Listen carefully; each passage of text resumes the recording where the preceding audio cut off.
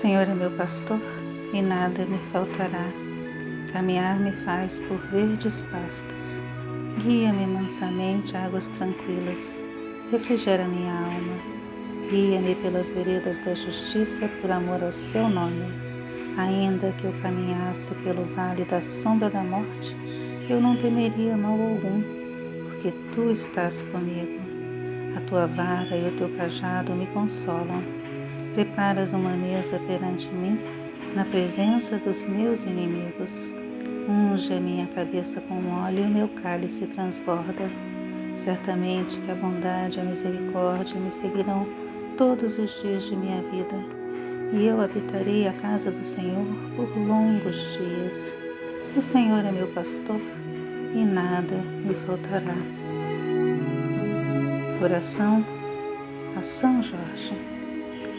Nós andaremos vestidos e armados nas armas de São Jorge, para que nossos inimigos, tendo pés, não nos alcancem, tendo mãos, não nos peguem, tendo olhos, não nos enxerguem, nem pensamentos eles possam ter para nos fazer mal. Armas de fogo aos nossos corpos não alcançarão, facas e lanças se quebrem sem ao nosso corpo chegar, cordas e correntes se quebrem sem ao nosso corpo alcançar. São Jorge, cavaleiro corajoso, abre os nossos caminhos, faz com que sejamos benquistos por todos, superiores, colegas e subordinados. Que a paz e a harmonia estejam sempre presentes em nosso coração, em nosso lar e em nosso serviço. Vela por nós, protegendo-nos sempre, abrindo e iluminando os nossos caminhos, ajudando-nos também a transmitir paz, amor e harmonia a todos que nos cercam. Graças a Deus. Iniciamos hoje o nosso Evangelho fazendo uma prece, saudando a corrente de Francisco de Assis, agradecendo essa corrente toda a proteção que ela sempre nos dá. Mas hoje pedimos em especial proteção à corrente de Ogum, que o campo vibratório de Ogum nos traga forças para esse momento, força, conhecimento e sabedoria para que a gente entenda tudo o que passamos agora. Que essa força desse campo vibratório nos envolva e vença todas essas demandas que estão ao nosso lado. Nós pedimos que essa energia positiva abençoe a todos, encarnados e desencarnados. Que abençoe aos nossos amigos, mas principalmente abençoe aos nossos inimigos. Que eles nos perdoem as faltas que com certeza cometemos. Pedimos mais uma vez pela paz no mundo, pela paz entre povos e nações, pela paz no Brasil, no Rio de Janeiro, no nosso bairro, em nossos lares, mas que a paz se faça primeiro em nossos corações. Que a luz do Cristo e o amor universal vá a todos os lugares onde há dor e sofrimento, onde há desamparo, abandono, que vá aos hospitais nesse momento, levando o seu alento para todos que lá estão, para os que trabalham, arriscando as suas próprias vidas, e para os que lá estão passando pelas doenças, pelas dores. Que essa luz também vá aos asilos, aos presídios, às clínicas psiquiátricas, aos orfanatos, a todos os lares onde a fome está presente, e que acalme todos os corações, trazendo esperança e fé em dias melhores. Pedimos por todas as crianças do mundo, e também pelas crianças da creche Santa Clara. Agradecemos mais uma vez a todos que ajudam a nossa casa a realizar o seu trabalho espiritual e o seu trabalho material. Pedimos por todos os nomes que estão em nossa mente, encarnados ou desencarnados, para que a corrente possa dar o seu amparo. Graças a Deus.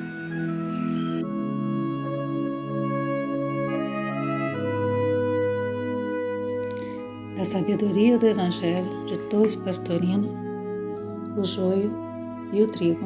Mateus capítulo 13, versículo 24 a 43. Outra parábola lhes propôs Jesus, dizendo: Assemelhou-se o reino dos céus a um homem que semeou boa semente em seu campo. Enquanto, porém, dormiam os homens, veio o inimigo dele e semeou por cima o joio, por entre o trigo, e foi embora. Quando, pois, cresceu a erva e produziu fruto, então apareceu também o joio. Chegando os servos do dono da casa, disseram-lhe: Senhor, não semeaste boa semente em teu campo? De onde então vem o joio? Ele respondeu-lhes: Um homem inimigo fez isso. E os servos disseram-lhe: Queres então que vamos a colhê-lo? Replicou ele: Não, para que colhendo o joio, não arranqueis juntamente com ele o trigo. Deixai crescer ambos até a colheita, e na época da colheita direi aos ceifeiros: Colhei primeiro o joio e amarrai-o em feixes para queimá-lo, mas o trigo recolhei-o ao meu celeiro. Tendo então deixado as turbas, veio para casa, e aproximando-se dele seus discípulos disseram: Explica-nos a parábola do joio do campo. Respondendo disse: O semeador da boa semente é o Filho do homem. O campo é o mundo. A boa semente são os filhos do reino. O joio são os filhos do mal. O inimigo que semeou é o adversário. A colheita é o término do ciclo. Os ceifeiros são os espíritos mensageiros. Então, como é colhido o joio e queimado no fogo, assim será o término do ciclo, desse ciclo. Enviará o Filho do Homem seus mensageiros, e recolherão de seu reino todas as pedras de tropeço e os que agem ilegalmente, e lançarão na fornalha de fogo, e aí haverá choro e ranger de dentes. Então os justos brilharão como o sol no reino do Pai deles. Quem tem ouvidos, que ouça. Comentário de Torres Pastorino. A primeira versão que nos ocorre é a compreensão do homem em si mesmo. Cada criatura é constituída do trigo do espírito, a individualidade, e do joio, a personagem. A palavra semear tem o sentido de nascer. Então, semear é utilizado como significando a formação do corpo físico, da personagem, e o verbo ressuscitar para exprimir a libertação do espírito do plano material. Ora, criado ou semeado o espírito, o inimigo, isto é, a vibração material, semeia a personagem, que vai perturbar o crescimento desse espírito, entravando-o como se ele fora real inimigo. A proposta de arrancar de imediato o joio, destruir os veículos inferiores para favorecer o crescimento do espírito é inviável. A própria evolução do ser vai depender do atrito com sua personagem rebelde. Necessário, portanto, que se deixem ambos crescer juntos até a colheita, o final do ciclo, quando então aqueles que tiverem superado a inferioridade do polo negativo poderão brilhar como o sol, ao passo que os que permanecerem estacionários no antissistema serão lançados nas chamas inextinguíveis da correção e purificação kármicas, a fim de prosseguir sua evolução em outros planetas. O momento da colheita poderá chegar individualmente para cada criatura.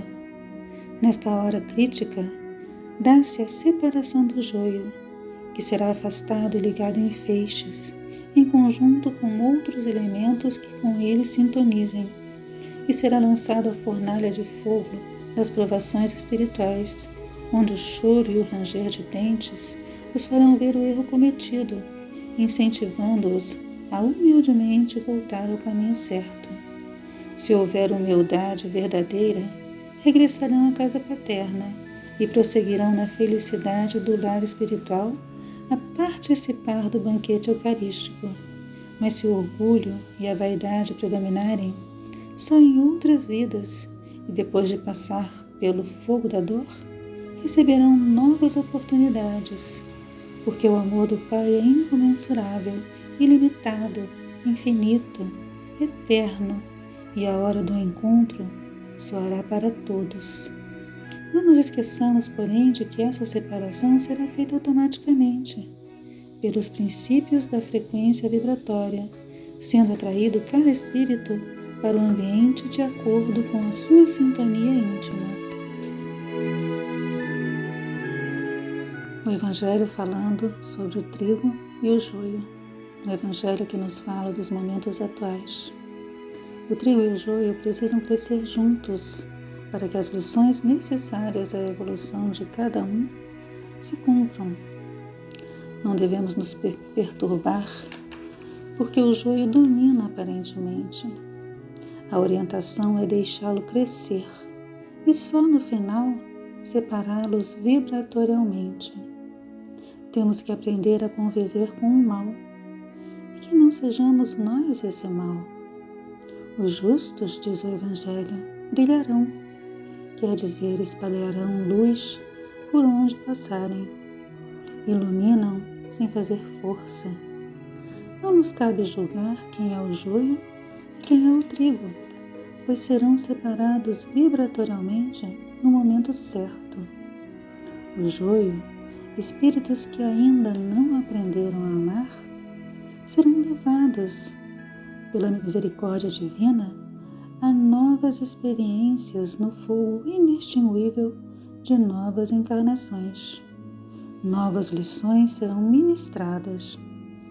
A espiritualidade é tão amorosa que nos dá repetidas oportunidades de evolução. Agora vamos analisar o nosso próprio comportamento, pois ele tem consequências.